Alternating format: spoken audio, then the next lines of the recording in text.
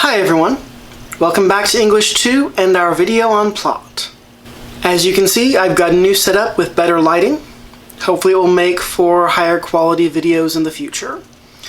Also, if you're wondering why I'm not wearing my glasses, it's because that new lighting involves a ring light, and the reflection of the ring light in my glasses was a little distracting. So today we'll briefly talk about the 6 elements of fiction before zooming in on one in particular in a little more detail, which is plot. You may already be familiar with the elements of fiction from this week's reading. If you're not, I'll be giving you a postage stamp summary in this video.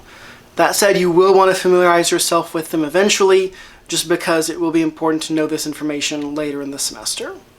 So the 6 major elements of fiction are as follows: plot, character, setting, point of view, style/voice, and theme. So what do these mean? We'll talk about them briefly. Plot is the sequence of events in a story and those events' relation to each other. So it's about what happens in a story and how those events are connected. How do particular events lead to other events or react to them? Character is the development of individual characters in the story as the story progresses, and our understanding of those characters being enriched as we learn more about them. Setting is the time and place of the story, so when and where the story is set. Point of view is our author's choice of narration for the story. So from what perspective is our author telling the story? Through what perspective are we seeing the story as readers? Style and voice are both about an author's characteristic use of language. Though there are distinctions between those two, they're fuzzy and people often disagree on definitions, so in general that's why we tend to lump them together as a single element of fiction. And finally there's theme.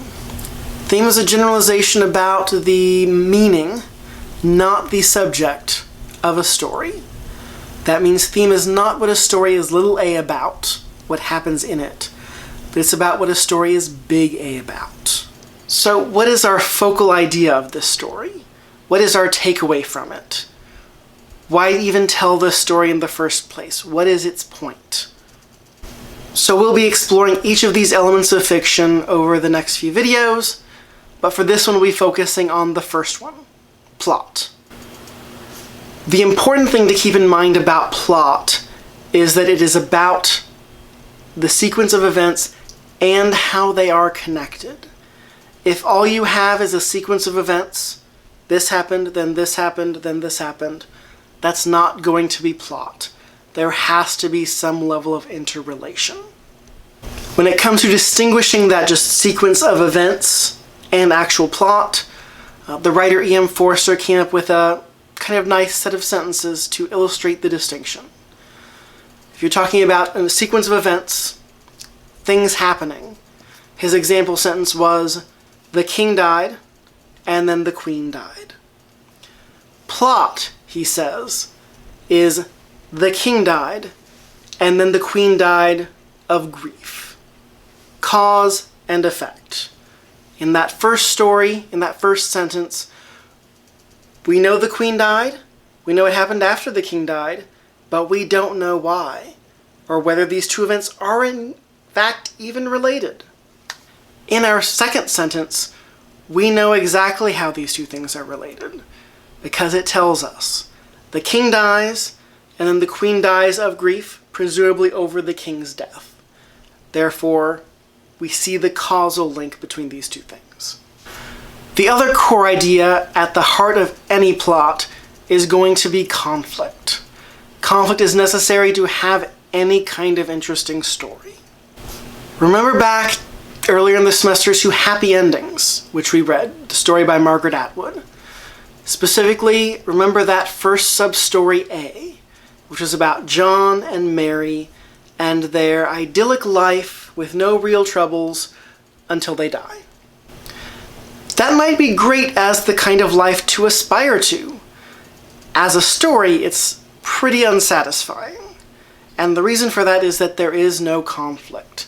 There is no struggle. We tend to divide conflict into 3 categories: each of which is determined by whatever force the main character, the protagonist, is coming into conflict with.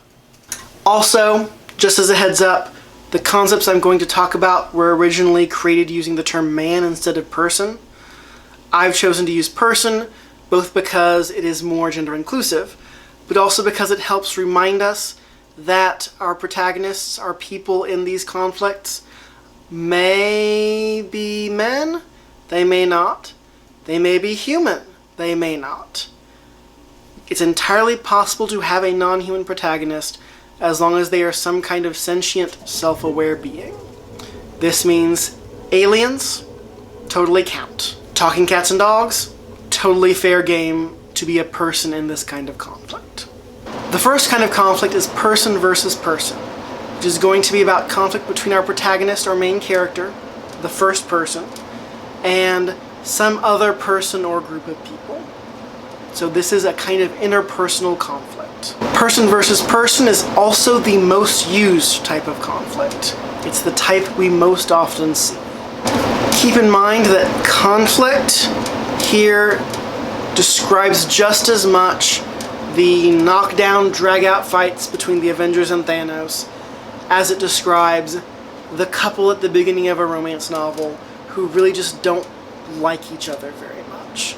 Just as much as it may describe two people who like each other just fine, but have goals or values that are coming into conflict in some way, that are in some way posing some kind of difficulty or causing them to be at odds with each other.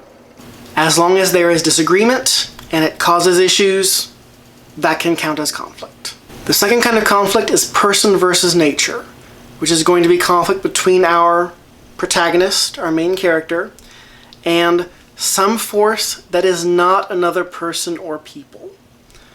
So, as you might expect from the name, this obviously includes things like disaster movies. Obviously, a tsunami, or a hurricane, or an asteroid will count as nature.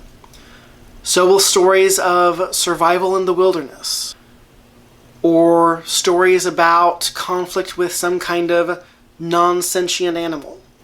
But it's not limited to just things like that. Person versus nature, for example, will also encompass any kind of story where the main conflict is a person's struggle with physical illness. A story about a character battling cancer is still going to count as person versus nature. This is probably the least popular conflict, but there's still plenty of it out there. Just think of any disaster movie, ever. The third kind of conflict, person versus self, is, as you might expect, about the conflict between our protagonist or main character and their self. So this is going to cover any kind of plot centering around internal conflict. That can be someone struggling to make a choice between two very different options, or that can be someone struggling against their own worst instincts or dark side. We also tend to include stories about struggles with mental illness or diseases like alcoholism under person versus self, rather than the purely physical illnesses which we tend to place under person versus nature. So that brings us to the end of our discussion of conflict. In our next video, we'll talk about the 5-act plot structure and Freytag's pyramid. So look forward to that.